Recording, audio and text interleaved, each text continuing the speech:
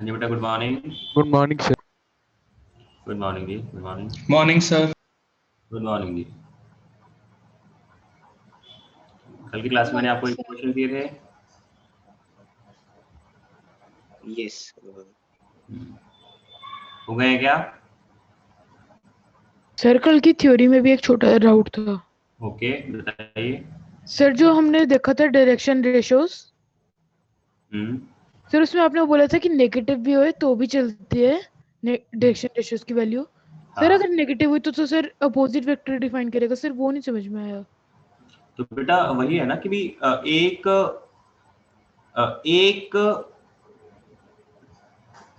एक direction cosine के corresponding तो इनफाइनाइट डायरेक्शन रेशियोज मिल जाते हैं। Yes sir. तो अगर आपको कोई पर्टिकुलर डायरेक्शन रेशियो दिया गया है तो उस डायरेक्शन रेशियो के कॉरस्पॉन्डिंग आपको दो डायरेक्शन कोसाइन बन सकते हैं, एक तो सेम डायरेक्शन में और एक अपोजिट डायरेक्शन में। Yes sir. क्योंकि वो जो डायरेक्शन रेशियो है वो नॉर्मली हम लोग एक लाइन के बारे में है ना यूज करते हैं। तो एक लाइन के तो दोनों ही एंड पॉइंट होते हैं, तो आप लाइन के राइट में चलें या लाइन के लेफ्ट में चलें तो आपको दोनों ही कंसीडर करने पड़ते हैं। तो एक यस सर। डायरेक्शन रेशियो के कॉरस्पॉन्डिंग आपको दो डायरेक्शन को साइंस अवेलेबल हो जाते हैं। ओके सर, समझ गया सर। ठीक है ना, तो वो ऑटोमेटिकली अगर डायरेक्शन को साइन अकॉर्डिंगली दो आ गए तो मतलब दो वेक्टर्स ही बन गए अपोजिट डायरेक्शन वाले। यस सर, समझ गया। सर हाँ जी सर अभी तक आपने क्या बताया सर? मेरा स्विच ऑफ हो गया था लैपटॉप। बेटा, शिवम का डाउट था कि भाई जो डायरेक्शन एक डायरेक्शन रेशियो के कॉरस्पॉन्डिंग अगर दो डायरेक्शन को साइन आ रहे हैं तो वो तो दो वेक्टर हो गए, तो ऐसा उसका okay doubt. Sir. Okay sir. हाँ जी, तो कल की क्लास में मैंने आपको जो दो तीन क्वेश्चन दिए थे पहले उनको डिस्कस कर लेते हैं। पहला क्वेश्चन था find the angle between A diagonal of A cube and A diagonal of one face. हो गया क्या ये? सर करा तो है। Okay? देखिए, जब भी आपको किसी क्यूब के बारे में बात करनी हो ना तो आपने क्या करना है, आपने उस क्यूब को 1 यूनिट का बना लेना है और फिर उसके कोऑर्डिनेट्स अकॉर्डिंगली लिख लेने हैं। जैसे मैं ये क्यूब बना लूंगा और इस क्यूब को मैं मान लूंगा 1 यूनिट का क्यूब है, और जो भी एंगल्स रहेंगे वो चाहे 1 यूनिट क्यूब के बारे में बात करें, चाहे 2 यूनिट के बारे में या 3 यूनिट, तो किसी भी साइड लेंथ का आप है ना क्यूब ले लेंगे तो एंगल तो वही रहेगा, एंगल नहीं बदलने वाला। यस, वो कैंसिल ही हो जाएंगी सर, वो ना टर्म्स साइड वाली। हाँ, तो अब अगर मैंने इसे 1 यूनिट का क्यूब लिया है तो बेटा ये वाला पॉइंट तो 0,0,0 हो गया। यस। ये वाला पॉइंट क्या हो गया बेटा? 1,0,0। ये वाला पॉइंट क्या हो गया? 1 0 y भी 1 z 1 भी 1। Z0। ये वाला पॉइंट 1,1,1। अब इसी में ये वाला एक एंगल, ये वाला पॉइंट ले लो, ये वाला पॉइंट क्या होगा? 0,1,0। 0,1,0। तो इस तरीके से आप सारे के सारे कोऑर्डिनेट्स बना सकते हो, है ना। ऑल्दो इस क्वेश्चन को करने के लिए मुझे सबकी जरूरत नहीं है, अल्टीमेटली मुझे क्या करना है, एक तो क्यूब का डायगोनल, क्यूब का डायगोनल बेसिकली है ना, जैसे आप केमिस्ट्री में पढ़ते हो बॉडी डायगोनल है ना, तो वो टर्म आप जो यूज करते हो तो वो बेसिकली कंसिडर होता है। अगर मैं किसी का भी किसी क्यूब का डायगोनल बोलता हूं तो इसका ऑटोमेटिक मीनिंग है कि उसका मेन डायगोनल बॉडी डायगोनल। ठीक है, तो इसका मेन डायगोनल क्या होगा? ये वाला होगा। यस। वैसे तो इसमें 3-4 होंगे और भी होंगे, ये वाला भी होगा, इन दोनों का अपोजिट। बट जब मुझे ये बोला गया है कि एंगल निकालना है एक diagonal of A cube and A diagonal of A face, तो इसका मतलब जो भी वो एंगल आ रहा होगा सब में बराबर आ रहा होगा, तो इस चीज से फर्क नहीं पड़ रहा होगा कि भाई मैं कौन सा वाला बॉडी डायगोनल यूज कर रहा हूँ, मैं कौन सा वाला फेस डायगोनल यूज कर रहा हूँ, राइट। दैट मींस मैं कोई भी फेस डायगोनल कोई भी बॉडी डायगोनल कंसीडर कर सकता हूँ। तो मान लीजिए मैंने ये बॉडी डायगोनल कंसीडर किया, तो बेटा इस बॉडी डायगोनल का वेक्टर क्या हो गया?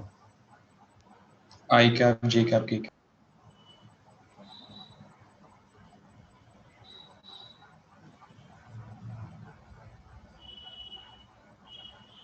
वन में से 0 सब्ट्रैक्ट करा, 1 में से 0 सब्ट्रैक्ट करा, 1 में से 0 सब्ट्रैक्ट किया, है ना। मैंने कल हमने बात किया था, और इनफैक्ट दो पॉइंट्स के बीच में अगर वेक्टर निकालना है तो वो भी हमने बात किया हुआ है ना। तो पॉइंट के कोऑर्डिनेट्स को सब्ट्रैक्ट करके हम लोग वेक्टर निकाल लेते हैं।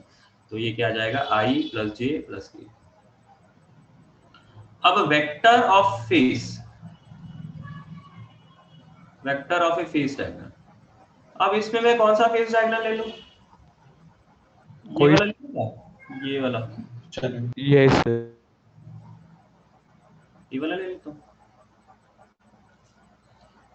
ये वाला जो फेस है, ये वाला फेस बेसिकली आप कंसीडर कर लोगे। तो इसमें ये एक पॉइंट है, ये दूसरा पॉइंट है। तो इन दोनों का जो वेक्टर आएगा वो क्या रहेगा जी, I cap plus J cap. बस ठीक है। अब इनके बीच का एंगल निकालने का तरीका क्या है जी, दोनों का dot product Yes, sir. Upon दोनों का modulus. Magnet Magnitude. Dot product क्या आएगा, यहाँ पे 2 आएगा, यहाँ पे क्या आएगा, √6 यहाँ पे आएगा √2, √2. Yes. 2/√6 आ गया। 2. मतलब एंगल नहीं, sorry, cos theta. Cos. Yes, sir. तो थीटा क्या आ गया, cos इनवर्स 2/√6। 2/3 का. Yes. समझ में आया सबको? Yes. Yes. Good.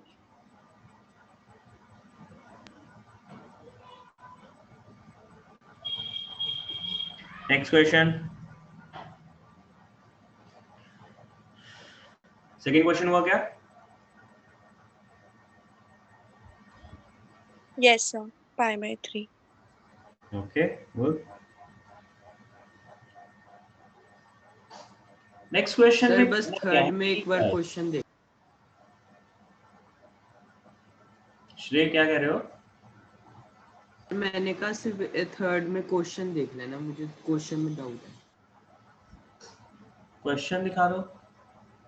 नहीं सर, दिखाना नहीं सर, उसमें थोड़ा सा डाउट है कि वो शायद कुछ मिस्टेक है उसमें। ओके चलो, जब थर्ड डिस्कस करेंगे तभी करेंगे, है ना।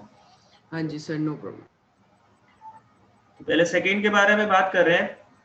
सबसे पहले तो ये बात आ रही है कि भी इस क्वेश्चन का मीनिंग क्या है। शायद, है ना, किसी को ऐसा भी हो सकता है क्वेश्चन का मीनिंग ना समझ में आया हो। ऐसा कोई है क्या? मेरे को नहीं सर आप मुझे बता दो सर, मेरे को नहीं आया।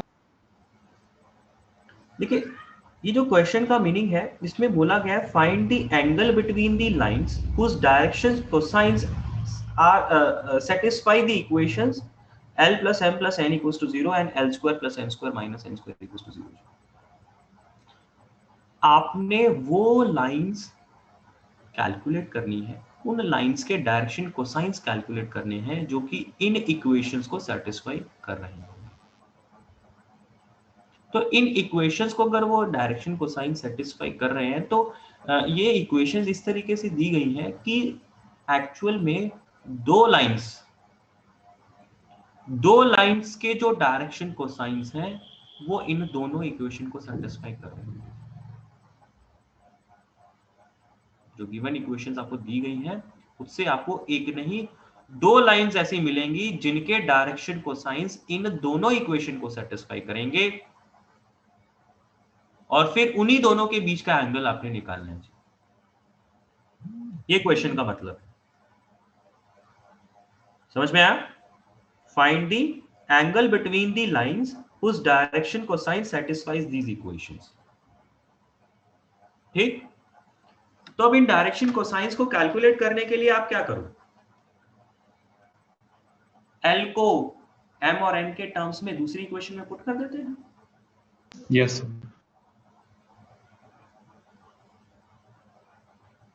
पहले L को पुट कर देते हैं M और N के टर्म्स में। तो L स्क्वायर मतलब इसका स्क्वायर मतलब M प्लस N का होल स्क्वायर ही तो बन जाएगा, माइनस तो है ना, कोई दिक्कत ही नहीं है, तो स्क्वायर ही है, plus M square minus N square equals to 0 जी। अब इसको सिंप्लीफाई करते हैं तो ये 2M स्क्वायर बन जाएगा, N स्क्वायर कैंसिल आउट हो जाएगा, 2M इक्वल्स टू 0। 2 तो कैंसिल 2 कैंसिल आउट हो गया, m कॉमन आ गया।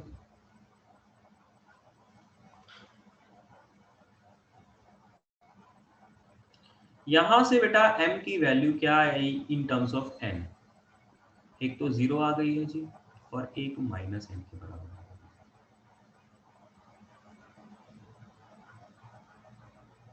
ठीक, तो जब m आपने n के टर्म्स में निकाल लिया तो बेटा अब l को भी n के टर्म्स में निकाल लेंगे, वही m की वैल्यूज यहाँ पे पुट कर देंगे। तो जब आप m को 0 पुट करोगे तो l इसके कॉरस्पॉन्डिंग क्या आएगा? -n। और जब आप m को -n पुट करोगे तो l क्या आ जाएगा? 0। तो अब मैं इन दोनों लाइंस के जो डायरेक्शन कोसाइंस है वो n के ही टर्म्स में लिख लूंगा। पहली जो लाइन थी उसमें l की वैल्यू क्या आई? -n, m की वैल्यू आई 0, और n को तो n के टर्म्स में रहना है तो n ही लिख देंगे ना, तीनों को n के टर्म्स में लिख देंगे। ये पहली लाइन के डायरेक्शन कोसाइन बनेंगे, और अभी इनकी वैल्यूज निकालेंगे, अभी कंप्लीट नहीं है। ये पहली लाइन के डायरेक्शन कोसाइंस n के टर्म्स में आए। अब दूसरी लाइन के डायरेक्शन कोसाइंस भी n के टर्म्स में आएंगे तो क्या? l तो 0 हो गया, m -n हो गया, n तो n है ही। तो ये डायरेक्शन कोसाइंस है दोनों लाइंस के। अब इनकी एग्जैक्ट वैल्यू निकालने के लिए हमारे पास एक रिलेशन होता है कि l² + n² + n² = 1 जी, ये वाला फॉर्मूला होता है ना। Yes sir. तो ये l की वैल्यू यहाँ पे पुट कर देंगे, m की वैल्यू भी यहाँ पुट कर देंगे, n की वैल्यू भी यहाँ पुट कर देंगे। ठीक, तो उस तरीके से आप इस n की वैल्यू भी निकाल के इनको एग्जैक्ट नंबरों में निकाल लेंगे, एग्जैक्ट न्यूमेरिकल वैल्यूज आप निकाल लेंगे।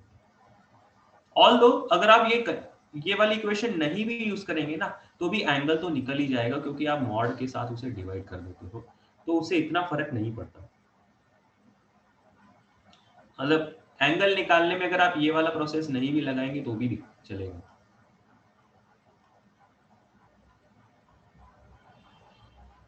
cos थीटा, इन दोनों के बीच का एंगल निकालना है तो क्या करेंगे? इन दोनों का डॉट प्रोडक्ट, तो -n * 0 0 0 * -n 0, n * n n² upon इसके मॉड से डिवाइड करना होगा आपको।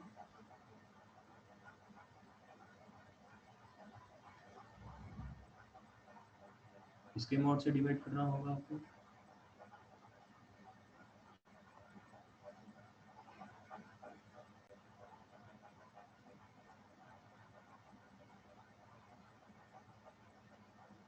सर हम ये dr निकाल के करेंगे ना? क्या dr निकाल के? dr निकाल के? dr निकालने की क्या जरूरत है? एंगल तो बेटा डायरेक्शन कोसाइन से भी तो निकल जाता है। हाँ ठीक है सर।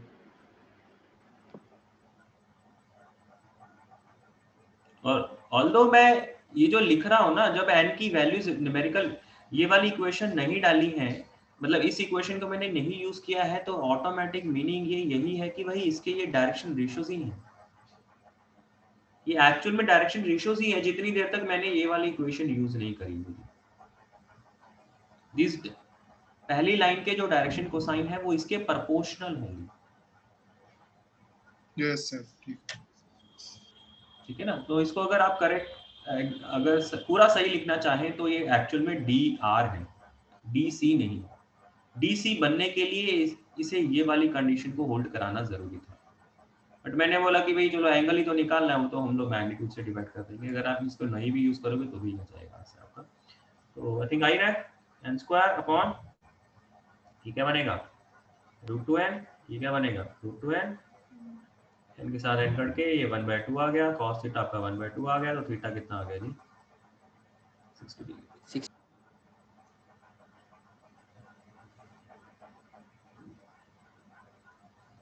ठीक, सबको समझ में आया है क्वेश्चन का मीनिंग और उसकी कैलकुलेशन?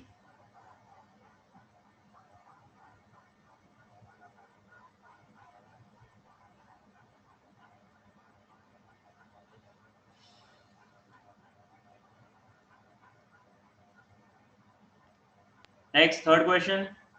सर थर्ड हम एक आप थोड़ा टाइम दे दोगे Yes, क्योंकि sir. सेकंड नहीं हुआ था तो थर्ड भी नहीं कर रहा था। करिए फिर।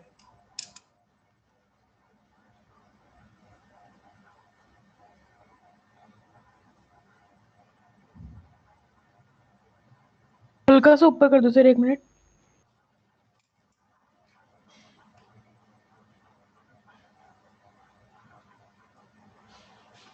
हो गया सर।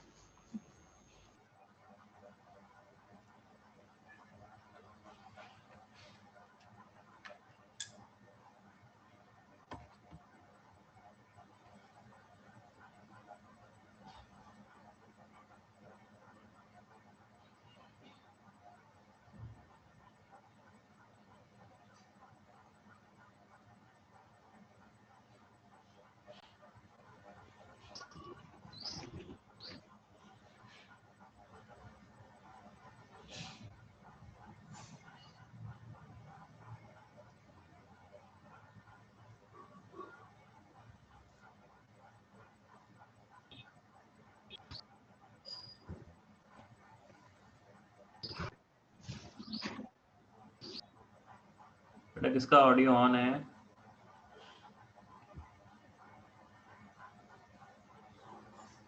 स्क्रीन ऊपर करना है, 1 मिनट।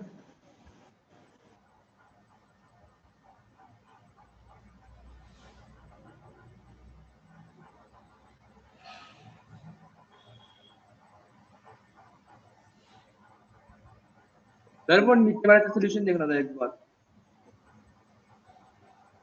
यस।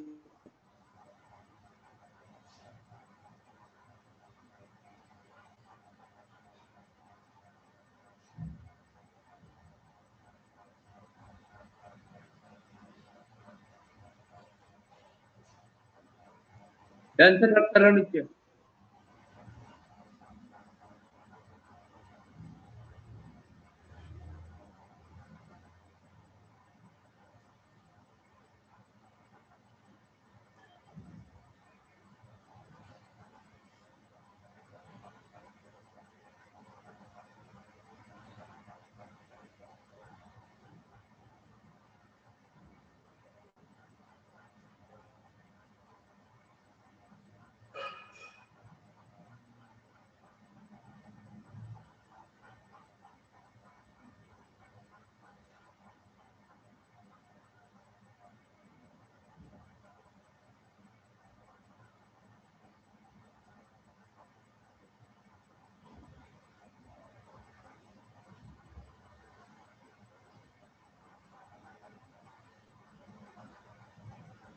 सर π/2 आ रहा है आंसर। ओके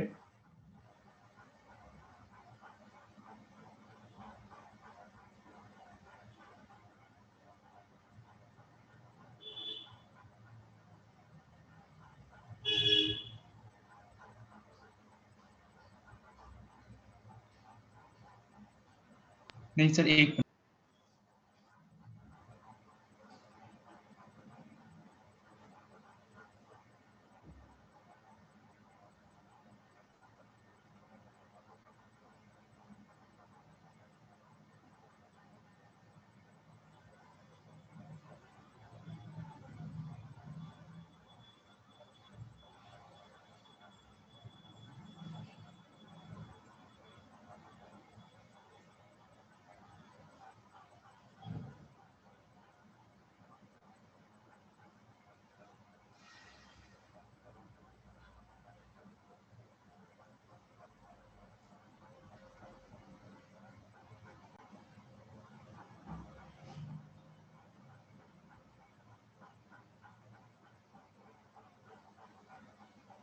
सर शायद से -mn आएगा सर वहां पे तो।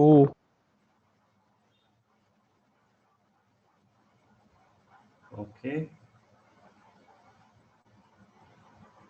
सर मेरी जो m और n की टर्म्स में क्वाड्रेटिक बनी थी सर, उसका डिस्क्रिमिनेंट नेगेटिव आ गया था। अगर सर -mn आएगा तो आ जाएंगे सर -4 और यस सर, नेगेटिव आया। यस सर यस सर, कुछ चेंज डिस्क्रिमिनेंट होगा लेस कुछ देन नहीं। 0 आ रहा है। देख लेता हूँ अगर यस सर। यस सर, यही प्रॉब्लम आ रही है। डिस्क्रिमिनेंट नेगेटिव आ रहा है। Yes sir. हाँ जी yes sir. Sir sir. Minus m करके क्या आ रहा है? पॉजिटिव उससे आएगा। आंसर आ पॉजिटिव रहा आ है। रहा है, उससे आंसर आ जाएगा सर। तो माइनस एम एन कर लीजिए, माइनस एम एन कर लीजिए, फिर बताइए। Yes.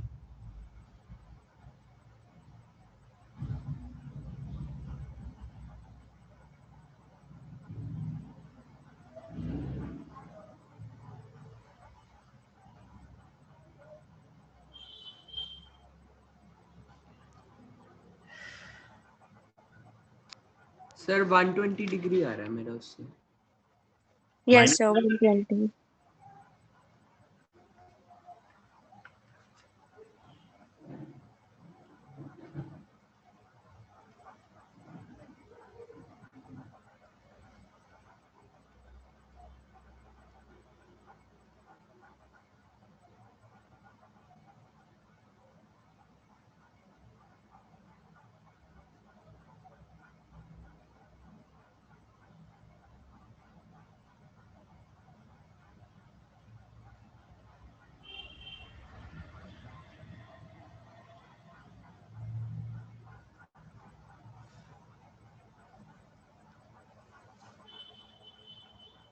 एम में क्वाड्रेटिक बनेगी तो क्या होना, -2n square -2n square, M N क्या आ गए, इधर एम एन आया -2mn, इधर भी -2mn, तो -5mn। सर मैंने क्वाड्रेटिक से नहीं किया था।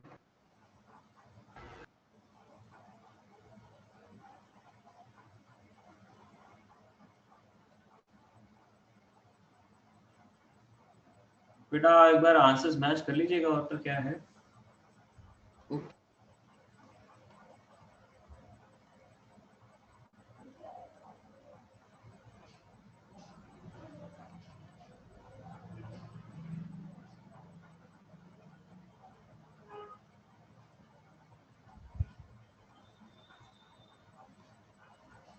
तो यहाँ से बेटा आपके m की वैल्यूज एक तो -2n आ जाएगी और एक -n/2 आ जाएगी, right. Yes sir. Yes sir. जब m की ये वैल्यूज आ गई हैं तो l की वैल्यूज, l क्योंकि आपने minus times m plus n calculate कर लिया था, तो वहां पे आप इस m की वैल्यूज पुट कर देंगे तो क्या बनेगा, -2n के कॉरस्पॉन्डिंग ये n बन जाएगा और -n/2 के कॉरस्पॉन्डिंग ये -n/2 भी आ जाएगा, है ना। ठीक, सर 120 डिग्री तो नहीं आ रहा सर। तो अब हम लोग इसके डायरेक्शन को साइंस लिख रहे हैं n के टर्म्स में, या इनफैक्ट डायरेक्शन रेशियोज बोल दो। l की वैल्यू n, उस टाइम पे m की वैल्यू -2n और n तो n ही रहेगा। दूसरे वाले केस में -n/2 -n/2 n। ये आ रहे हैं direction ratios. Yes sir. Yes sir ये है। cos थीटा क्या बन जाएगा, इन दोनों का प्रोडक्ट मतलब -n²/2, इन दोनों का प्रोडक्ट +n², इन दोनों का product +n² upon under root में, इसको डायरेक्टली लिख दूं क्या, 6n² आ जाएगा ये। दूसरा वाला क्या आएगा, n²/4 n²/4 3n²/2। न्यूमरेटर आ जाएगा 3/2n², डिनोमिनेटर आ गया आपका 3n² मतलब 1/2। तो थीटा बेटा इसमें भी 60 डिग्री ही आ रहा है। Yes yes sir. यस।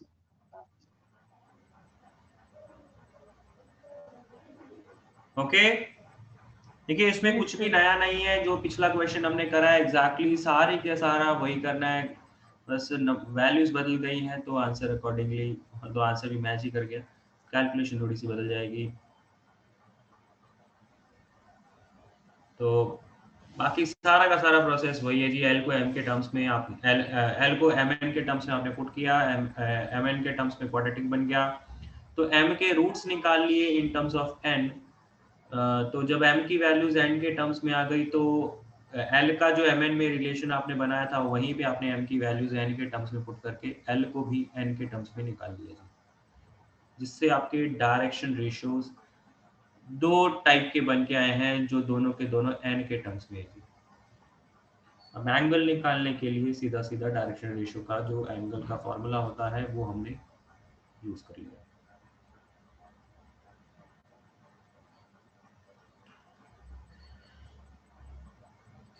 आगे चले।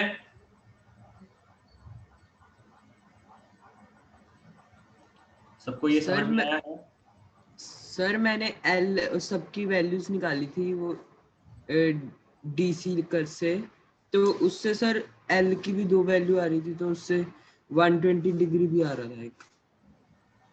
एल की भी दो वैल्यूज कैसे निकाली आपने बेटा? Sir 2l square equals to 1/3 बन रहा था।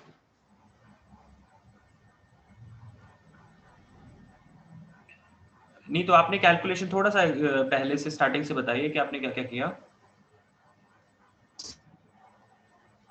दो सर मैंने तो पहले l plus m plus n को होल स्क्वायर कर दिया। ओके तो उससे एक और उसमें सर जो आपने एक इक्वेशन दी है 2ln प्लस 2lm, उस उधर से सर वो दोनों इक्वेशन को इक्वेट करके मेरा mn इक्वल्स टू -1/3 आ गया फिर था मैंने सर। उससे किया सर, मेरा सेम आया। स्क्वायर करने के बाद वो जो 2mn वाली टर्म थी उसको सिंपलीफाई किया। ओके इक्वेशन सेम ही आई थी। उसमें फिर एल स्क्वायर वाला टर्म कैसे हटाओगे आप? जो आप उसको डायरेक्टली स्क्वायर कर दोगे तो फिर वो तो l square plus m square plus n square plus 2 times lm plus 2 times mn और 2 टाइम्स एल को सर रिप्लेस किया था वापस से m plus n minus m plus n मैंने। ओके एल को वापस से minus times m plus n से रिप्लेस कर दिया आपने। श्रेय आपने भी यही किया क्या? यस सर मैंने ऐसा कुछ ही बात तो किया। बेटा फिर वही है, एक ही जैसी बातें हैं, उससे कुछ फर्क नहीं पड़ेगा। और अगर आप एल की वैल्यू, ठीक है, मैंने आपको क्या बोला कि एन को एन के टर्म्स में रहने दो और वो formula l square plus m square plus n square equals to 1 लगाने की जरूरत नहीं है। अगर कोई ये कहे कि सर मैं तो डायरेक्शन कोसाइन निकाल के फिर ही करूंगा, मैं एन के टर्म्स में रह के इसको ऐसे सॉल्व नहीं करना चाहता हूँ, तो भी बेटा प्लस माइनस ही आएंगे वहां पे भी। तो ये जो डायरेक्शन कोसाइन है ना, जैसे ये डायरेक्शन रेशियो जो आपको एन के टर्म्स में मिले हैं, इसके कॉरस्पॉन्डिंग एक नहीं दो डायरेक्शन कोसाइन मिलेंगे, एक राइट डायरेक्शन में और एक उसका अपोजिट नेगेटिव टाइम्स। लेकिन जब आप अपोजिट नेगेटिव टाइम्स लेंगे तो दोनों में लेंगे, पहले वाले में भी लेंगे दूसरे वाले में भी लेंगे।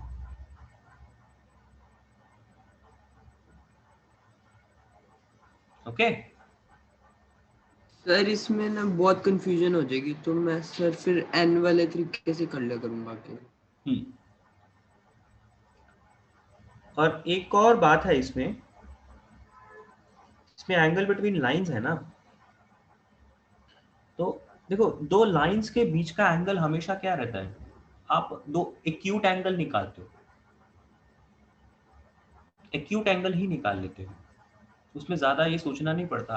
अगर दो लाइंस हैं तो उनके बीच में अगर 120 डिग्री एंगल बनेगा तो ऑटोमेटिकली 60 तो बनेगा ही बनेगा।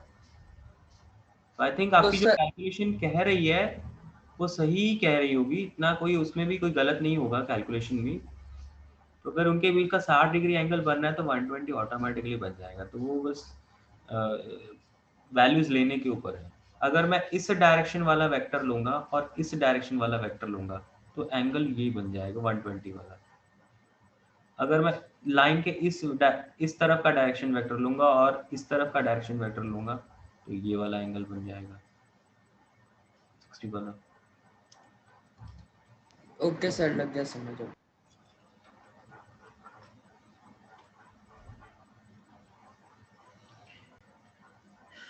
चलिए आगे चलते हैं। Straight line in space. यहां पे बेटा हम लोग बात करेंगे कि 3D में एक लाइन की इक्वेशन कैसे निकालनी होगी।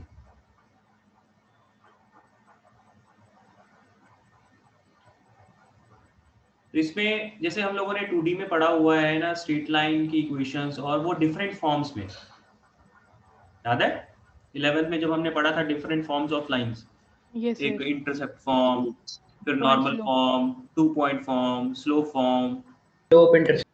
स्लोप इंटरसेप्ट फॉर्म, है ना। तो ये अलग अलग फॉर्म्स पढ़ते हैं। वो फॉर्म्स का एक्चुअल मीनिंग क्या था वहां पे, कि भाई जैसे क्वेश्चन की हमें इंफॉर्मेशन दी गई होगी उसके हिसाब से हम लोग अपना कंसेप्ट लगा लेंगे और लाइन की इक्वेशन निकाल लेंगे।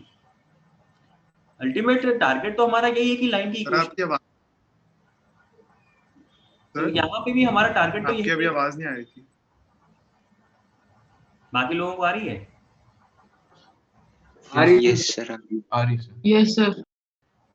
सर एक बार उसके बाद बता दो, आप क्या बोल रहे थे कि जब हम 2D में पढ़ते थे फॉर्म्स, उसके बाद आपने क्या बोला? देखिए मैं आपको ये कह रहा हूँ कि जो 2D में हम लोगों ने अलग अलग फॉर्म्स पढ़ी, तो वो फॉर्म्स का पर्पस क्या था कि भी आपको क्वेश्चन की जो इंफॉर्मेशन होगी वो अलग होगी, तो जैसी इंफॉर्मेशन उसके हिसाब से मैं उसका फॉर्म यूज कर लूंगा और लाइन की इक्वेशन निकालूंगा। ठीक Aryan? Yes sir.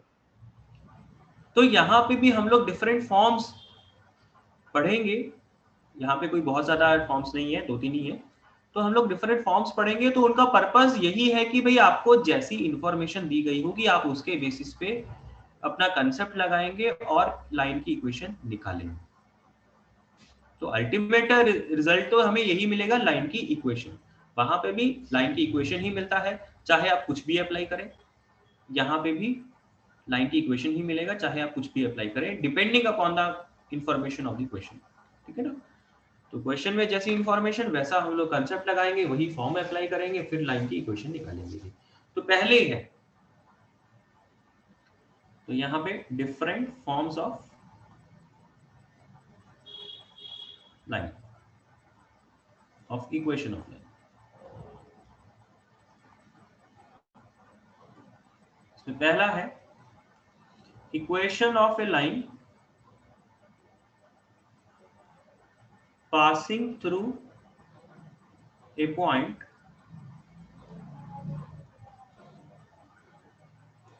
and parallel to a given vector।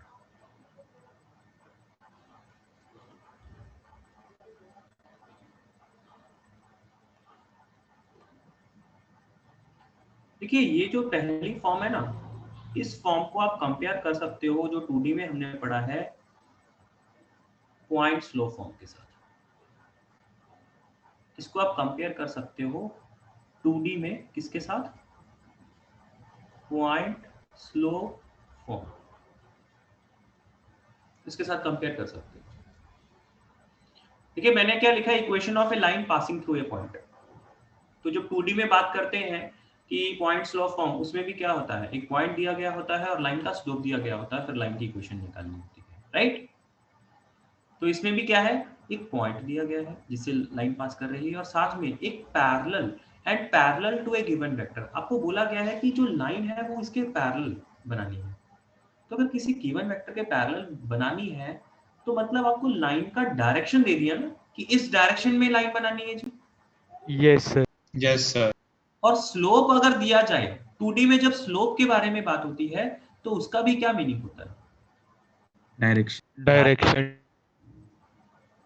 जो स्लोप है, आपको अगर एक फिक्स स्लोप की लाइन बनाने को बोला जाए तो आपको क्या है कि भी आपको इसी डायरेक्शन में जाना है जी। अब वो पॉइंट बताएगा कि लाइन इधर बनेगी या इधर बनेगी या इधर बनेगी या इधर बनेगी, लेकिन एटलीस्ट आपको डायरेक्शन तो दे दिया जब स्लोप दे दिया होता है ना। यस। तो ये जो पॉइंट पहला पॉइंट है, पहली फॉर्म है, ये बेसिकली 2D के पॉइंट स्लो फॉर्म के साथ कंपेयर करी जा सकती है। अब इसको निकालने का तरीका क्या है? जब हम लोग 3D में बात करते हैं तो लाइंस को दो फॉर्म में निकाला जाता है, एक वेक्टर फॉर्म और एक कार्टेशियन फॉर्म। तो दो टर्म्स में हम लोग इसमें बात करेंगे, वेक्टर फॉर्म में और कार्टेशियन फॉर्म में, और ये भी बात करेंगे कि इन दोनों का आपस में कन्वर्जन क्या होगा।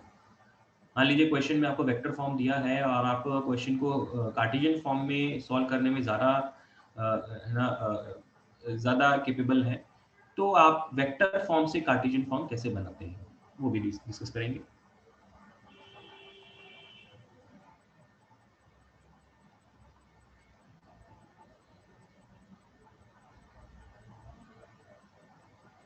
मान लीजिए ये लाइन है जिसकी इक्वेशन आपने निकालनी है, यहाँ पे ये पर्टिकुलर पॉइंट है जी ए, जिससे लाइन पास हो रही है जी, line passing through a point, और ये उसका डायरेक्शन वेक्टर है जी, this is direction vector of line. ये लाइन की इक्वेशन आपने निकालनी है जो कि इस पॉइंट ए से पास कर रही है, और इसका ये डायरेक्शन वेक्टर है जी। लाइन अगर ऐसे बना रही है तो मतलब यही इसका डायरेक्शन वेक्टर होगा, राइट। तो अब बेटा अगर मुझे इसकी इक्वेशन निकालनी है तो मैं क्या करूंगा, मैं इस लाइन के ऊपर एक रैंडम पॉइंट P एज्यूम कर लूंगा, और इस P का जो वेक्टर है, इस P का जो पोजीशन वेक्टर बेसिकली, या यूं कहो P का कोऑर्डिनेट्स, ठीक है। P के अगर पोजीशन वेक्टर के बारे में बात करेंगे तो ऑटोमेटिकली वो क्या है, वो उसका कोऑर्डिनेट बन जाता है। तो P का कोऑर्डिनेट मान लीजिए R वेक्टर है, A का कोऑर्डिनेट तो A वेक्टर है ही,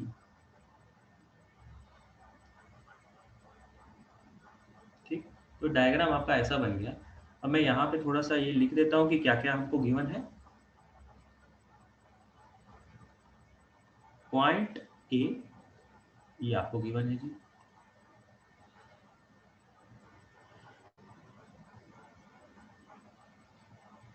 डायरेक्शन वेक्टर बी वेक्टर है, ये आपको गिवन है जी, ठीक है। तो ये दोनों आपको गिवन है जी ऑलरेडी। अब इस लाइन की इक्वेशन कैसे निकाली जाएगी, तो इसको सॉल्व करने के लिए क्या मैं ये बोल सकता हूं, इसके ऊपर क्या मैं ट्रायंगल लॉ लगा सकता हूं।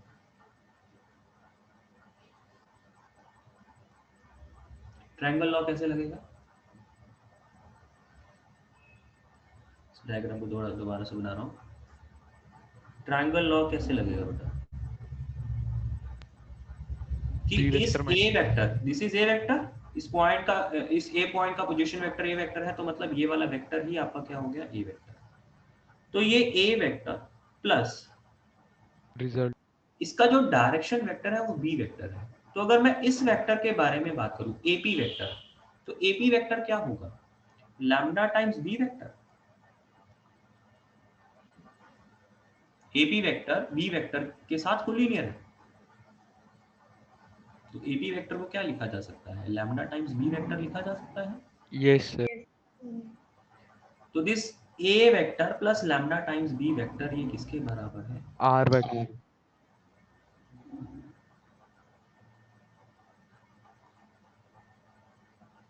मैं इस आर वेक्टर को लिख रहा हूं a vector plus lambda times B vector, और यही इक्वेशन है जी लाइन की,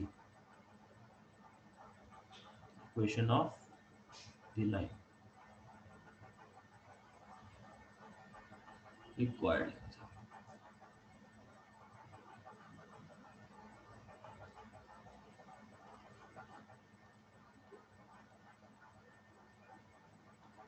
ये इक्वेशन है, वेक्टर फॉर्म में इक्वेशन ऐसे लिखी जाती है एक लाइन की। अब ये इक्वेशन कैसे रिप्रेजेंट कर रही है, देखिए अगर मैं लैम्डा की वैल्यू 1 डाल देता हूं तो जो पी पॉइंट है अकॉर्डिंगली मिल जाएगा। अगर मैं लैम्डा की वैल्यू 2 डालता हूं तो पी पॉइंट अकॉर्डिंगली मिल जाएगा। लैम्डा की वैल्यू 3 डालता हूं तो पी पॉइंट अकॉर्डिंगली मिल जाएगा, 4 डालूंगा तो अकॉर्डिंगली मिल जाएगा। तो इस तरीके से मैं जो लैम्डा लिख रहा हूं, जैसे जैसे आप ये लैम्डा बदलते जाएंगे वैसे वैसे इस लाइन के ऊपर लाई करने वाले सारे पॉइंट मिलते जाएंगे। Okay, yes sir. इस बी वेक्टर जो डायरेक्शन वेक्टर है उसको किससे मल्टीप्लाई कर रहे हैं, कितने मैग्नीट्यूड के साथ मल्टीप्लाई कर रहे हैं, उससे आपका पॉइंट बदलता जा रहा है। जब मैं लैम्डा को ऑल रियल वैल्यूज कंसीडर करूंगा तो इसका मतलब है इस लाइन के ऊपर लाई करने वाले सारे के सारे पॉइंट आपको कवर अप हो जाएंगे। तो ये जो तरीका है लिखने का, ये ही आपका वेक्टर फॉर्म में लाइन की इक्वेशन को लिखने का है। और कई बार क्वेश्चन में आपको जो लाइन की इक्वेशन है वो वेक्टर फॉर्म में दी गई होती है, ऐसे दी गई होती है। तो आपने वहां से क्या रिलेट करना होता है कि जो तो लैम्डा के साथ टर्म लिखा गया होगा, जो लैम्डा के साथ वेक्टर लिखा गया होगा, वो क्या रिप्रेजेंट करेगा, वो उस गिवन लाइन का डायरेक्शन डायरेक्शन रिप्रेजेंट कर रहा होगा। और जो बिना लैम्डा के एक कोई वेक्टर लिखा गया होगा वो क्या रिप्रेजेंट करेगा, पॉइंट रिप्रेजेंट करेगा, पॉइंट रिप्रेजेंट करेगा जिससे वो लाइन पास पास कर। हो। तो इस तरीके से अगर आपको वेक्टर फॉर्म में लाइन की इक्वेशन दी है तो आप उसे ये इस तरीके से जजमेंट लगाएंगे कि ये लाइन एक्चुअल में उसकी डायरेक्शन क्या है और उसका पॉइंट क्या है। ओके सर वैसे जो हमने ये बी वेक्टर लिया है ये पैरेलल वेक्टर है ना, उस लाइन के पैरेलल जो वेक्टर है? बेटा पैरेलल, जब हमने वेक्टर्स में बात किया था तो सारे के सारे फ्री वेक्टर थे ना। तो जब मैं पैरेलल वर्ड यूज करता हूं ना तो पैरेलल का मतलब ये नहीं होता कि भाई इसके लाइन के पैरेलल ही बनाना है। अगर मैं इस लाइन को इसके साथ कोइंसाइड भी करा दूंगा तो मैं उसको भी मैं पैरेलल बोल सकता हूं। Okay sir. ठीक है ना, पैरेलल वेक्टर वो जैसे एक नाम का होता है। उस पैरेलल वेक्टर का एक्चुअल मीनिंग ये है कि भाई उस पैरेलल डायरेक्शन में कोई भी ले लो, इनफैक्ट वो खुद ही ले लो, वही लाइन ले लो। Okay okay sir. ओके एक लाइन, लेकिन जब आप एक वेक्टर का डायरेक्शन के बारे में बात करते हैं तो वो वेक्टर का कोई फिक्स पॉइंट नहीं होता। आपने उसके बारे में बोला नहीं होता कि भाई वो वेक्टर का स्टार्टिंग कहाँ से लेना है या उसको कहाँ पे है ना फिक्स करना है, ऐसा कुछ नहीं होता। वेक्टर की जैसी नीड है वैसे हम लोग बदल देते हैं। लेकिन जब लाइन की इक्वेशन के बारे में बात आती है तो लाइन के बारे में फिक्स करना पड़ता है कि अच्छा ये लाइन है, इसका ये डायरेक्शन है और इसका ये इसी पर्टिकुलर पॉइंट से पास करना है। ओके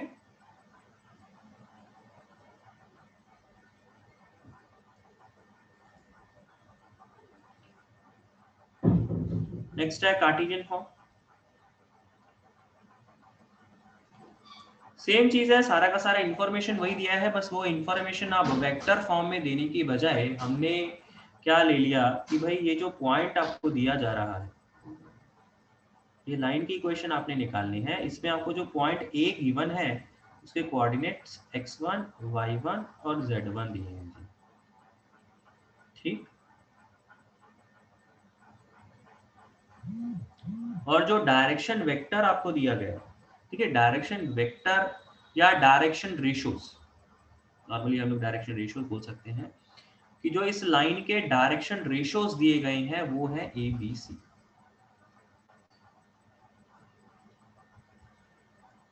तो मान लीजिए इस लाइन के जो डायरेक्शन रेशियोज हैं they R A B C. तो अब अगर मुझे इस लाइन की इक्वेशन निकालनी है तो मैं फिर से क्या करूंगा, ओरिजिन तो ये पॉइंट है ही, ये पॉइंट पी है ही, मैं इस पी पॉइंट, इस वेरिएबल पॉइंट पी को के कोऑर्डिनेट्स भी अज्यूम कर लूंगा x y z which are variable. तो अब इसकी इक्वेशन लिखने का ट्राई करेंगे। उसके पहले मैं यहाँ पे एक बार दोबारा से लिख देता हूँ कि गिवन क्या है, पॉइंट ए गिवन है जी, x1, y1, z1 and direction ratios ये गिवन है इस लाइन के, which are a, b, c। ठीक है, डायरेक्शन रेशियोज दिए गए हैं जी। तो लाइन की इक्वेशन क्या होगी, लाइन की इक्वेशन क्या होगी,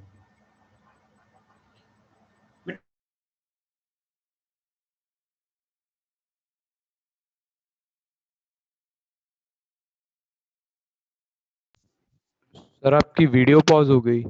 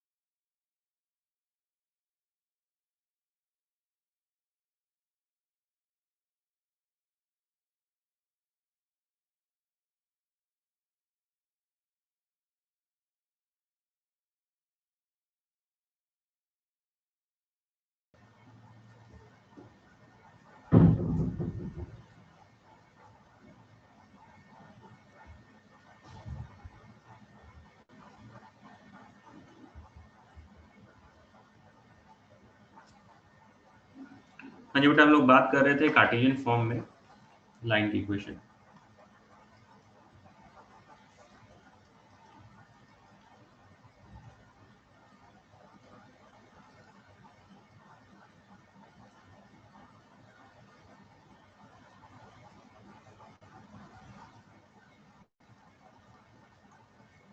ये x1, y1, z1, p point मैंने यहाँ पे वेरिएबल पॉइंट ले लिया था और इसके डायरेक्शन रेशियोज आपको दिए गए थे जी, which are a b c।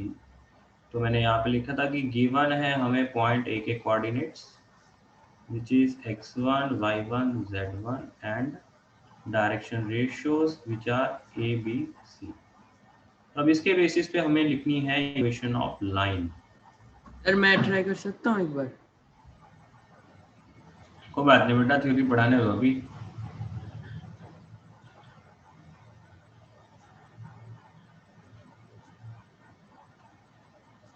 तो बेटा अगर मैं AP, क्या मैं इस लाइन के जो डायरेक्शन रेशियोज हैं मैं A और P पॉइंट के कोऑर्डिनेट्स लेके कैलकुलेट कर सकता हूं? अगर मैं A और P पॉइंट के कोऑर्डिनेट्स यूज करके इसके डायरेक्शन रेशियोज कैलकुलेट करूं तो क्या आएंगे? Direction ratios of line using A and P क्या आएंगे? x माइनस x1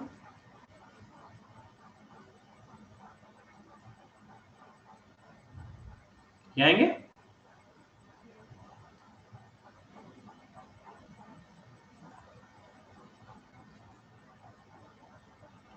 ये आएगा कि नहीं आएगा? यस यस हाँ यस सर, ABC से equate। तो यही जो डायरेक्शन रेशियोज है इन दोनों पॉइंट के कोऑर्डिनेट्स को लेके आए हैं, तो ये डायरेक्शन रेशियो किसके प्रोपोर्शनल होने चाहिए? जो डायरेक्शन रेशियोज आपको गिवन है। Yes sir, yes sir, x minus x1 upon A equal upon b। by B।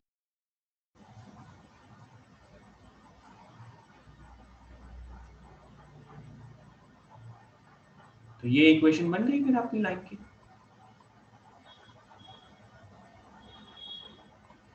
और आप लोगों को याद होगा जब मैंने आपको है ना डायरेक्शन रेशियो का सिग्निफिकेंस बताने के बारे में बात किया था कल की क्लास में, तो मैंने आपको बताया था कि ये डायरेक्शन रेशियो होते हैं, ये वाली जो नीचे वाली वैल्यूज होती हैं, तो इसको सबको डबल कर दो, ट्रिपल कर दो, फोर टाइम्स कर दो, कुछ फर्क नहीं पड़ता। तो हम अपनी कन्वीनियंस के हिसाब से इनकी वैल्यूज कंसीडर कर लेते हैं। That is the only significance of direction ratios. Okay yes. तो बेटा यहां से अब ये रिलेट करो कि जो वेक्टर फॉर्म में हमने लाइन की इक्वेशन पढ़ी और ये जो लाइन की इक्वेशन आई है, इनमें क्या क्या ना कन्वर्जन लगाया जा सकता है? कन्वर्जन क्या लगे सर? ऐसा देख सकते हैं कि हम x कोऑर्डिनेट को ऐसे लिख दे x1 plus a lambda, y coordinate को y1 प्लस b लैम्डा। वो करेंगे बेटा, अभी करेंगे। अगर मैं वेक्टर फॉर्म में इसके साथ इसको है ना रिलेट कराऊं, मान लीजिए आपको वेक्टर फॉर्म में लाइन की इक्वेशन दी है, आपने उसे कार्टेशियन फॉर्म में कन्वर्ट करना है, तो क्या होगा कि वेक्टर फॉर्म में हमें लाइन की इक्वेशन क्या आई थी? r vector is equals to a vector plus lambda times b vector, जिसमें ये a वेक्टर क्या रिप्रेजेंट करता था? पॉइंट के कोऑर्डिनेट्स। x i के ये क्या रिप्रेजेंट करता था? डायरेक्शन।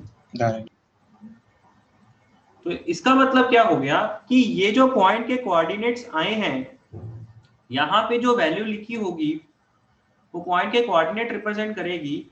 तो मैंने वो कोऑर्डिनेट यहाँ पे x minus x1, y minus y1, z minus z1 लिख दिया ना, मतलब इस वैल्यू का न्यूमरेटर में यूज कर लेना है और ये वाली वैल्यू का डिनोमिनेटर में यूज कर लेना है। ठीक है, तो कन्वर्जन हो जाएगा ना? सर एक बार दोबारा बोलना, समझ नहीं आया। बेटा ये जो वैल्यू है ये क्या रिप्रेजेंट कर रही है? पॉइंट। पॉइंट। तो जब कार्टेशियन फॉर्म में लिख रहे हैं तो पॉइंट कहाँ पे यूज हो रहा है? वो यहाँ पे यूज हो रहा है, x1, y1, z1। Yes sir. और ये वैल्यू वेक्टर फॉर्म में क्या रिप्रेजेंट कर रही है? डायरेक्शन। तो डायरेक्शन का यूज तो कार्टेशियन फॉर्म में कहाँ पे हो रहा है? डिनोमिनेटर में हो रहा है। तो अगर मैं आपको लाइन की इक्वेशन दे दूं इस फॉर्म में, वेक्टर फॉर्म में, तो क्या आप उसे कार्टेशियन फॉर्म में कन्वर्ट कर लेंगे? Yes sir. और अगर मैं कार्टेशियन फॉर्म में दे दूं तो क्या आप उसे वेक्टर फॉर्म में कन्वर्ट कर लेंगे? Yes sir. ठीक है ना? तो इस तरीके से आप लोगों को अगर वेक्टर फॉर्म में या कार्टेशियन फॉर्म में इक्वेशन दी गई है तो एक दूसरे में कन्वर्जन लगा। जो बच्चे होते हैं वो कार्टेशियन फॉर्म के लिए ज्यादा यूज टू होते हैं, उनकी जो सॉल्विंग है, मान लो क्वेश्चन में आगे जाके जो भी सॉल्विंग करनी है वो कार्टेशियन फॉर्म में ज्यादा है ना यूज टू रहते हैं। तो इसीलिए वेक्टर फॉर्म को कार्टेशियन फॉर्म में कैसे कन्वर्ट करना है वो आपको जरूर आना चाहिए, क्योंकि क्वेश्चन का नहीं पता, क्वेश्चन आपका किसी भी फॉर्म में दिया हो सकता है। आपकी सॉल्विंग अगर आप कॉन्फिडेंट हो कार्टेशियन फॉर्म के लिए तो आपको अगर क्वेश्चन में वेक्टर फॉर्म में चीजें दी गई हैं तो उसे कन्वर्ट करना आना चाहिए। अगर वो कन्वर्ट कर पाएंगे तभी आप क्वेश्चन सॉल्व कर पाएंगे। ठीक है,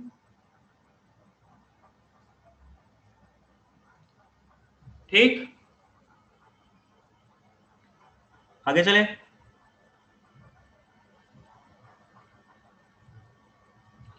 अब इस पे 2-3 पॉइंट है वो आप नोट कर लीजिए। सबसे पहला पॉइंट क्या है? अब अगर मुझे इस लाइन के ऊपर कोई भी एक पॉइंट, जनरल पॉइंट कंसीडर करना है तो मैं क्या कर सकता हूं? Any point on this line.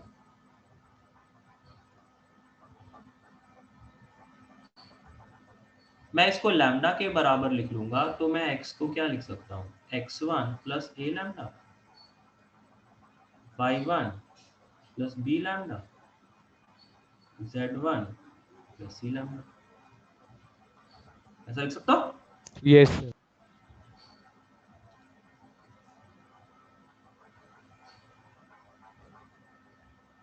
कि अगर मुझे इस लाइन के ऊपर कोई भी एक पॉइंट कंसीडर करना है अपनी मर्जी से तो मैं उसे इस फॉर्म में कंसीडर कर सकता हूं। This is any random point lying on this line. Okay, और आप लोगों को याद होगा ऐसा ही तो कुछ इक्वेशन हमने लाइन का पढ़ा भी है ना 2D में। कौन सी फॉर्म होती है वो? कौन सी फॉर्म होती है? डिस्टेंस फॉर्म होती है वो 2D में जब बात करते हैं तो।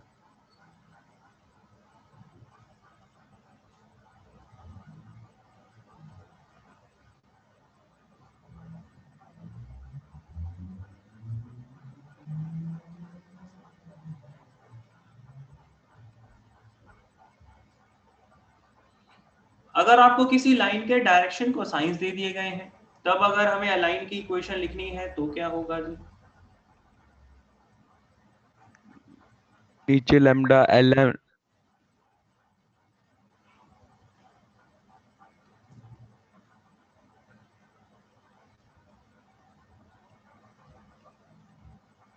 तो कुछ फर्क नहीं पड़ता, जो डायरेक्शन रेशो है वही डायरेक्शन कोसाइन है जी। सेम ही तो बातें हैं, वो तो रेशो भी होते हैं, प्रोपोर्शनल होते हैं। Yes sir. तो डायरेक्शन रेशो दे दिए जाए चाहे डायरेक्शन कोसाइन दे दिए जाए, अल्टीमेटली वो क्या रिप्रेजेंट करेंगे? वो लाइन की डायरेक्शन ही बताएंगे। तो उनका रोल जो है वो इक्वेशन के डिनोमिनेटर में आएगा।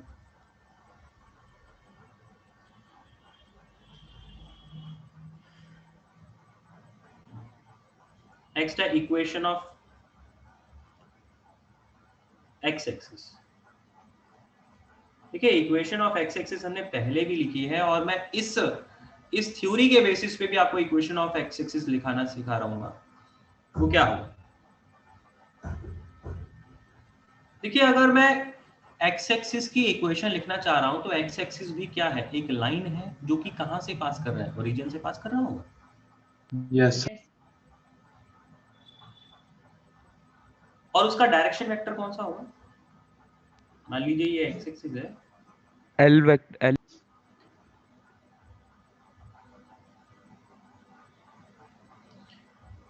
ये एक्स एक्सिस है, इसका डायरेक्शन वेक्टर क्या होगा? यही होगा ना, मतलब डायरेक्शन वेक्टर को क्या मैं आई कैप मान सकता हूँ?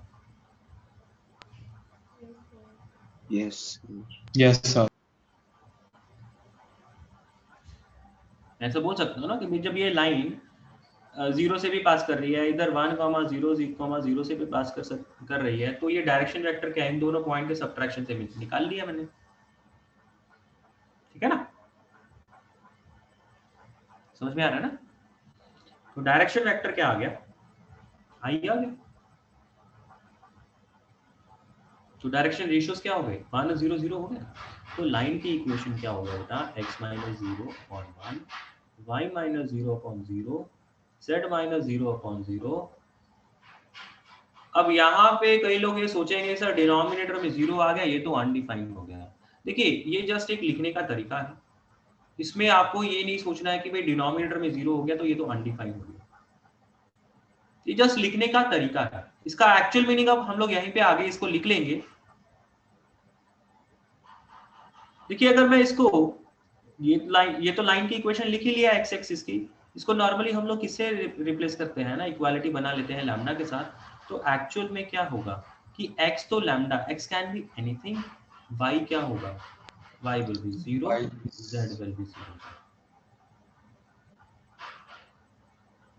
तो यही जो लाइन की इक्वेशन हमने पहले पढ़ी थी x एक्सिस के लिए, वो सेम बन के आ रही है। तो अगर y = 0 या z = 0 अगर आप लिख रहे हैं तो एक्चुअल में वो इसी के बराबर है जी, दोनों एक ही बातें हैं। तो x एक्सिस की इक्वेशन आप ऐसा भी लिख सकते हैं।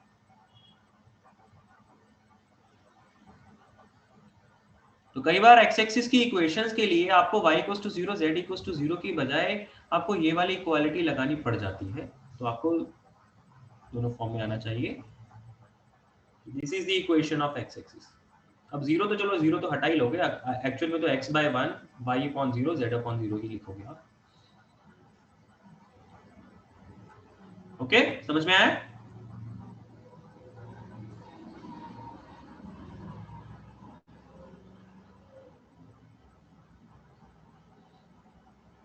फिर y एक्सिस की इक्वेशन क्या? उसमें ये 0,1, 0 से पास कर रहा होगा तो हमारा जो डायरेक्शन वेक्टर है वो क्या बन जाएगा? j cap. और ओरिजिन से तो ये भी पास कर रहा है, तो लाइन की इक्वेशन क्या बोलेंगे? x - 0/0 y - 0/1 z - 0/0। That means x is 0, z is 0।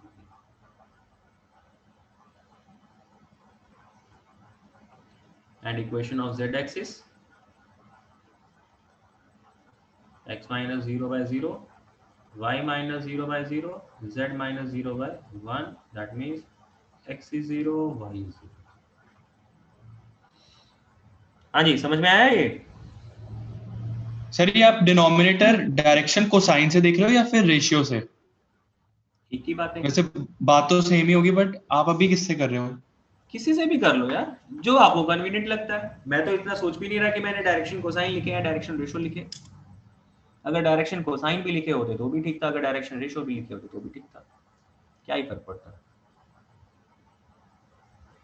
अगर मैं इधर 1 लिखने की बजाय मैं 2 लिख देता तो भी कोई दिक्कत नहीं थी, सेम ही चीज बन के आता ना। x = 0 y z एक्सिस के लिए x = 0 y = 0। Okay, yes sir. उससे कुछ फर्क नहीं पड़ने वाला।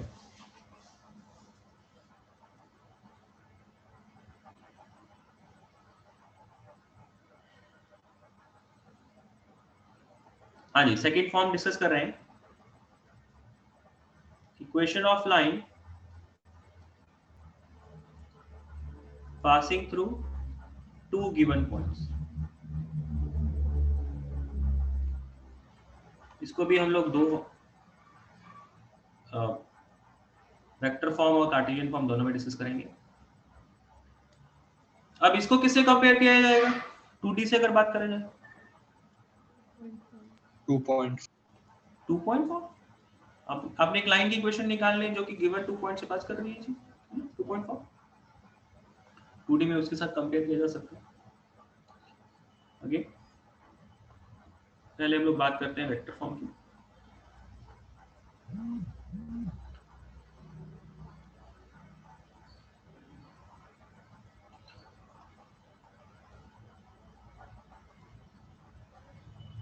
मान लीजिए ये लाइन की इक्वेशन निकालनी है, यहाँ पे ए पॉइंट है जिसका पोजीशन वेक्टर ए वेक्टर है जी, उसके कोऑर्डिनेट्स दिए गए हैं। ये बी पॉइंट है, उसके कोऑर्डिनेट्स दिए गए हैं।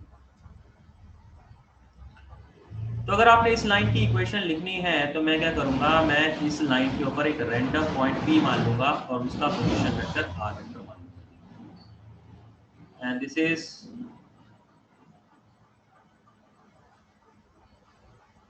O point and this is OP vector.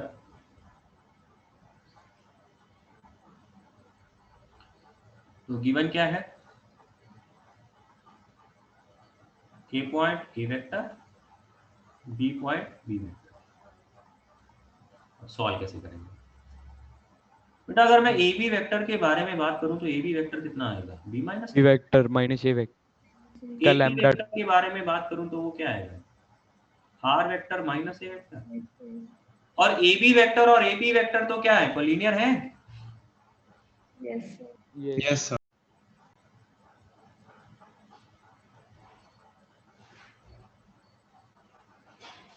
तो इसे मैं क्या लिख सकता हूँ, R vector minus A vector is equals to lambda times B vector minus A vector. तो मतलब आर वेक्टर एक्चुअल में किसके बराबर आ गया, a vector plus lambda times B vector minus A vector. तो वापस से बात तो वही बन गई ना कि ये पॉइंट पहले पॉइंट को बता रहा है और ये बता रहा है बी माइनस ए, यहाँ पे क्या बता रहा है जी, डायरेक्शन बता रहा है। सही है। अब आपको डायरेक्शन बी नहीं दी हुई थी, बी यहाँ पे पॉइंट के कोऑर्डिनेट दे दिए थे, तो डायरेक्शन आपने क्या, 2 पॉइंट दिए हैं तो उनके सब्ट्रैक्शन से निकाल ली, बन तो वही रहा है। जैसे आप 2 पॉइंट फॉर्म में क्या दोनों पॉइंट यूज करके उसकी स्लोप निकाल लेते हो, तो यहाँ पे भी आपने क्या किया, दोनों पॉइंट यूज करके आपने उसका डायरेक्शन निकाल लिया। तो 2 पॉइंट फॉर्म भी क्या है, स्लोप निकाल के पॉइंट स्लोप फॉर्म में तो कन्वर्ट हो जाता है ना, ये भी वैसा ही कुछ बन गया है।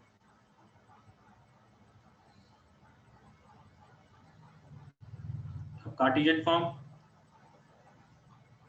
x2 माइनस x1 आ जाएगा बस। नहीं बिल्कुल ठीक है जी।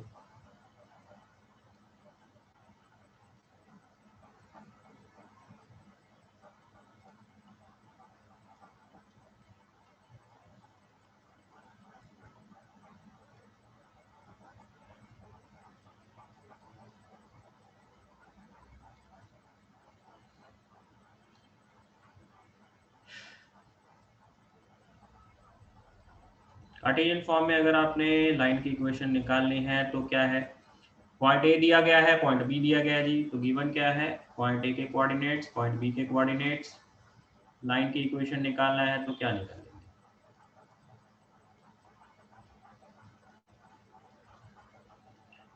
अब सबसे पहले तो इसी के ऊपर आप वेरिएबल पॉइंट पी मान लेंगे, उसके कोऑर्डिनेट्स एक्स वाई जेड मान लिए। अब बेटा ए और पी को यूज करके, ए और पी को यूज करके जो डायरेक्शन रेशियोज आएंगे वो डायरेक्शन रेशियोज प्रोपोर्शनल होंगे किसके, ए और बी को यूज करके अगर डायरेक्शन रेशियोज निकाल लिए जाए। Yes yes sir.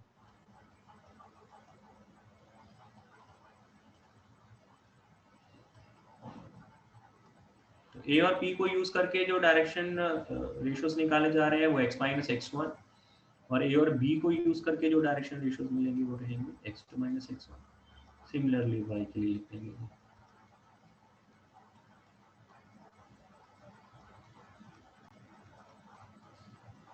तो इस तरीके से ये कार्टेशियन फॉर्म में लाइन की इक्वेशन आ गई है, ये वेक्टर फॉर्म में लाइन की इक्वेशन आ गई थी।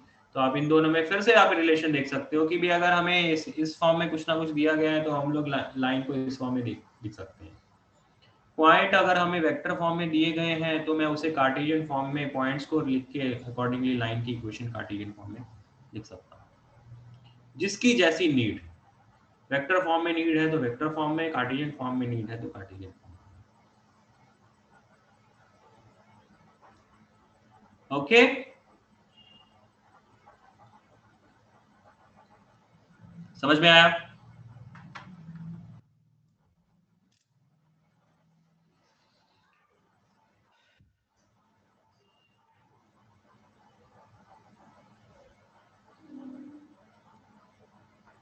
समझ में आया सबको? यस अब बेटा जब लाइन की इक्वेशन को आप इस तरीके से लिखते हो जिसमें coefficient of x 1 coefficient of y, coefficient of x बोल रहा हूँ, x मतलब जो वेरिएबल पॉइंट है ना, मतलब अकेला है, नॉट पॉइंट के कोऑर्डिनेट्स। तो x y z जिनमें तीनों में है ना उनके कॉफिशिएंट्स +1 हो जाए, तो इस फॉर्म को लिखने का जो तरीका है या है ना, इसको बोलते हैं हम लोग सिमेट्रिकल फॉर्म ऑफ लाइन।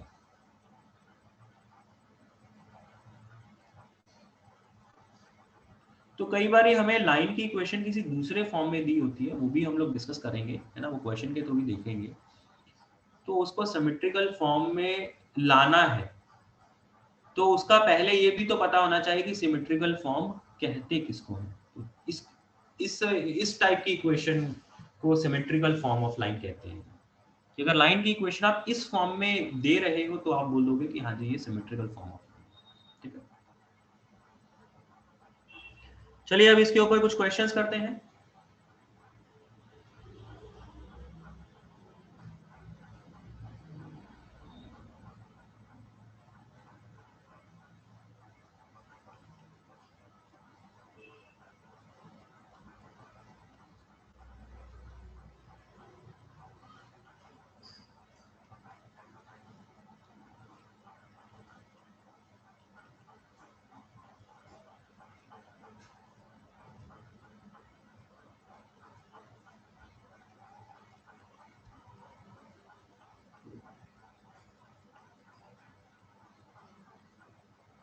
करिए बेटा।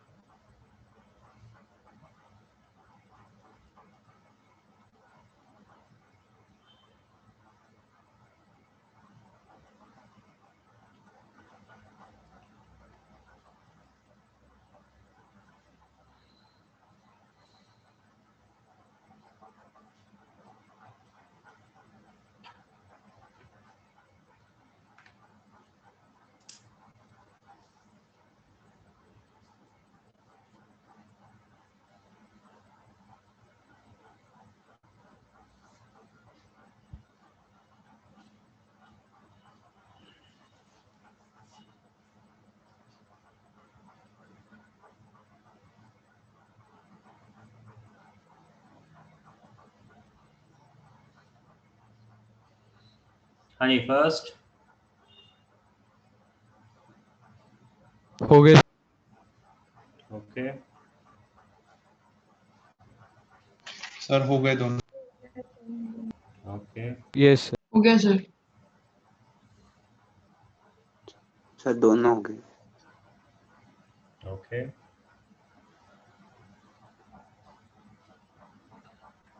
फर्स्ट का क्या आंसर आ रहा है जी? वेक्टर फॉर्म में लिखनी है तो R vector is equals to, पहले क्या लिखता है? पोजीशन, किसी भी एक पॉइंट के कोऑर्डिनेट्स है ना, तो इसके एक कोऑर्डिनेट लिख लेते हैं व्हिच इज 3i +4j -7। -7 की फिर प्लस करके क्या लिखते हैं? Lambda times. लैम्डा टाइम्स में क्या होता है? इसका डायरेक्शन डायरेक्शन। वेक्टर। तो डायरेक्शन दोनों का वेक्टर सब कैसे निकलता है? इन दोनों का सब्ट्रैक्शन कर लो। सब्ट्रैक्ट।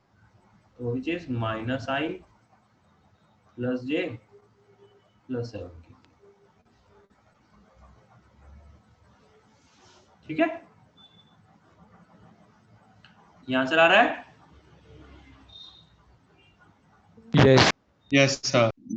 Yes sir. सबको समझ में आ रहा है जी?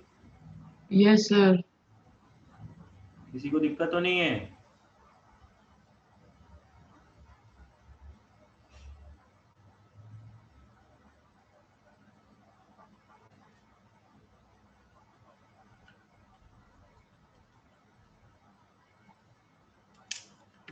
Second, yes sir.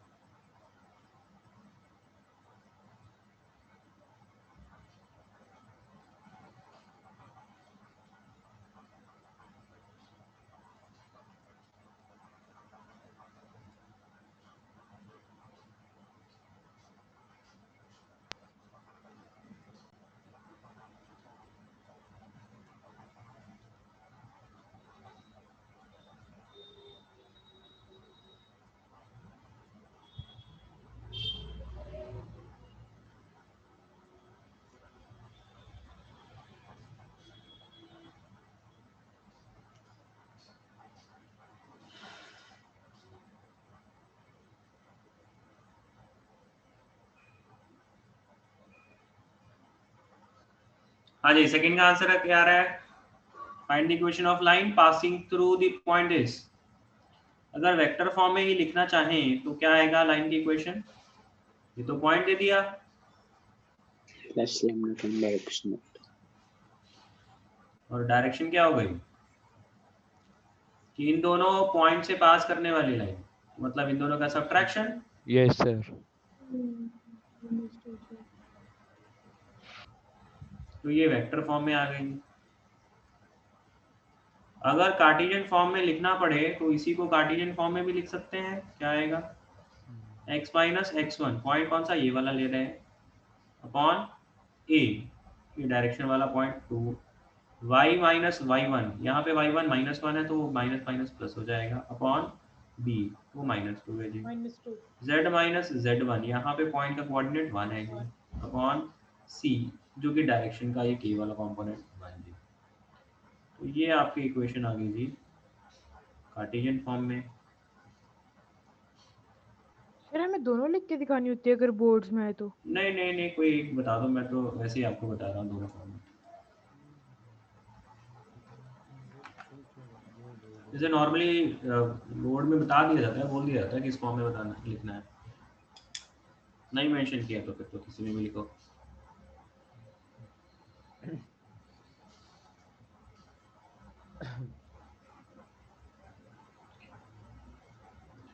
Second question में किसी को कोई दिक्कत तो नहीं है? No sir.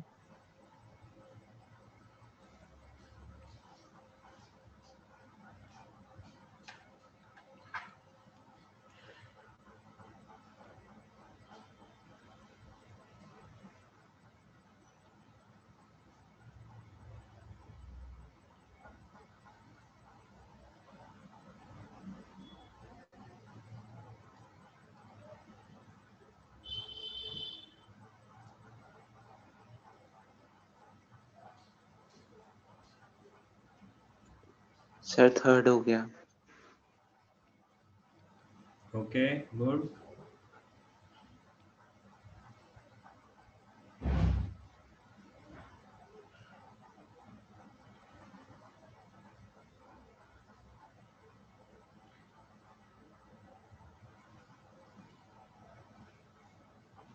Yes sir, third.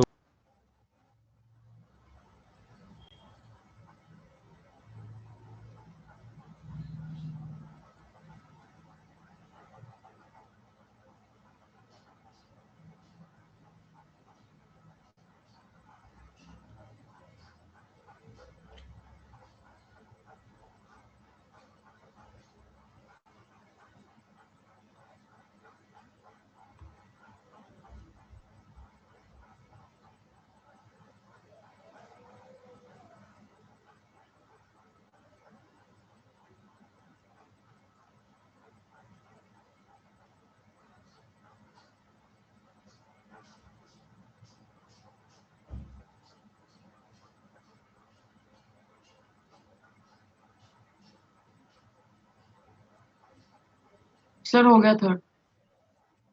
Okay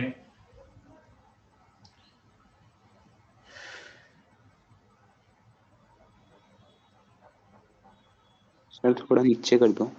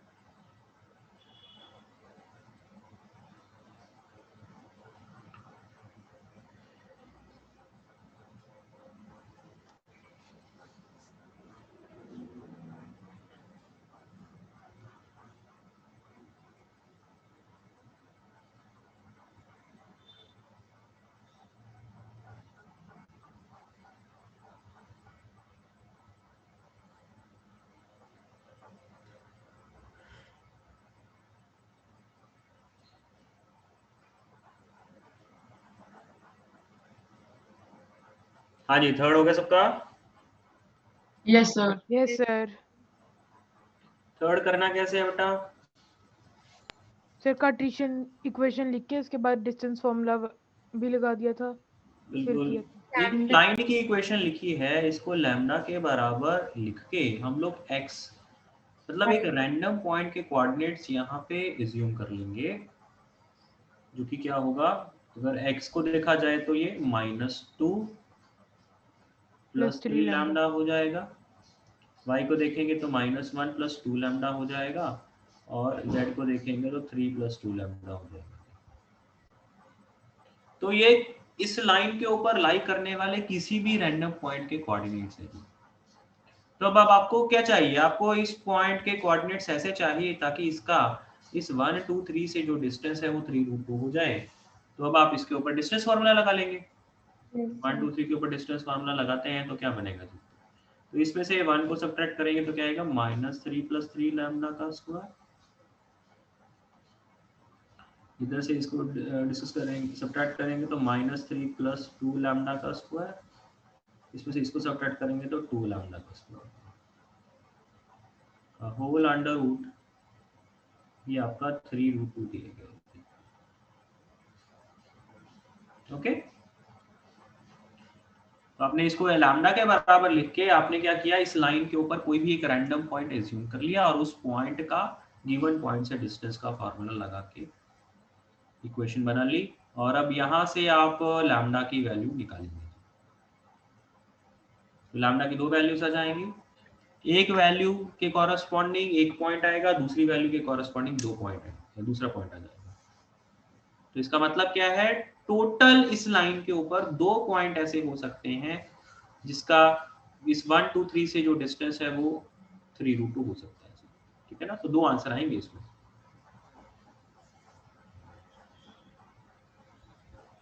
third का सॉल्यूशन समझ में आया ना सबको? Yes sir. इसको वेक्टर फॉर्म में करके कर सकते थे वैसे। डिस्टेंस का कोई रोल नहीं था ना, डिस्टेंस सब कैसे यूज करते हैं? सर थोड़ा सा नीचे कर दिखा दो वो। आर्यन समझ में आया ना बेटा, डिस्टेंस को फिर आप यूज ना कर पाते। Yes sir. मतलब वैसे किया जा सकता है लेकिन अभी आपको समझना थोड़ा मुश्किल हो जाएगा, थोड़ा कॉम्प्लिकेट लगेगा, इसलिए मैं बेटर यही है। Okay sir.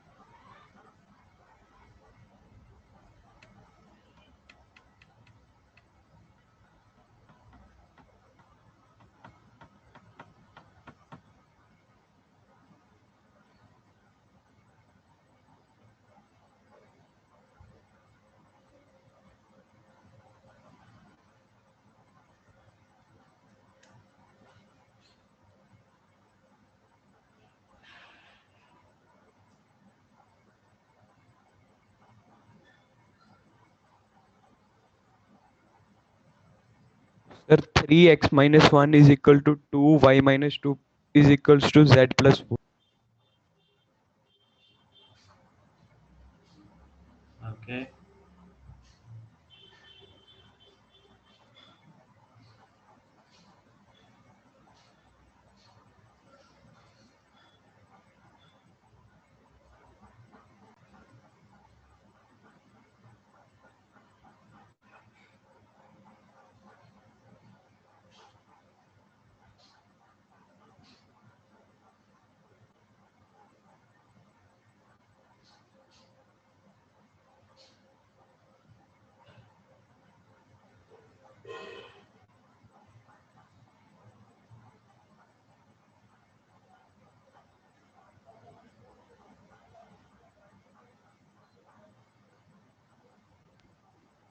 ठीक है सर कि गलत है?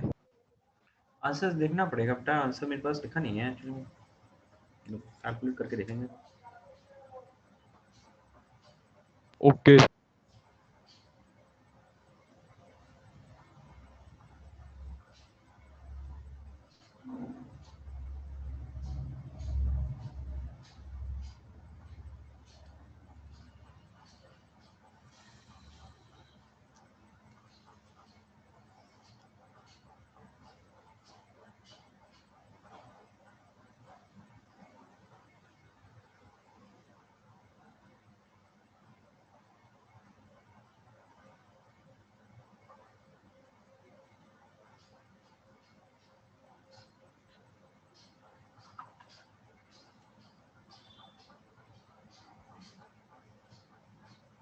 इसको अटेम्प्ट कर लिया क्या सब लोगों ने कोर्स को? Yes 2 minute. ये एक काम करते हैं आप, हम लोग कल की क्लास में इसको डिस्कस कर लेंगे, अगर नहीं किया तो।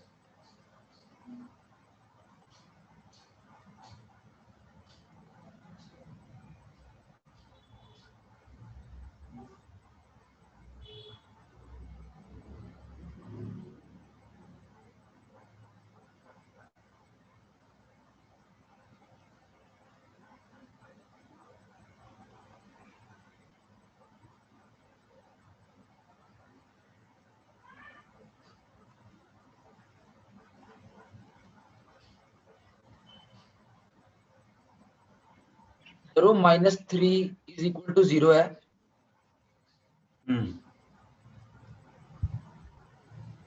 x plus Y minus Z minus 3 equals to 0 equals to, ये तीनों एक साथ लिखे हैं,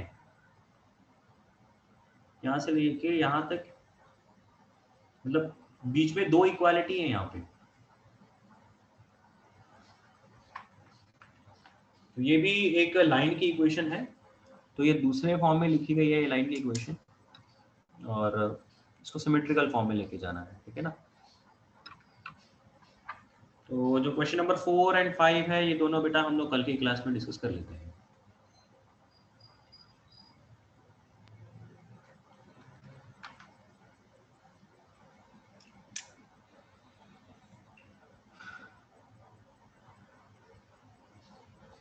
ओके बेटा, थैंक यू।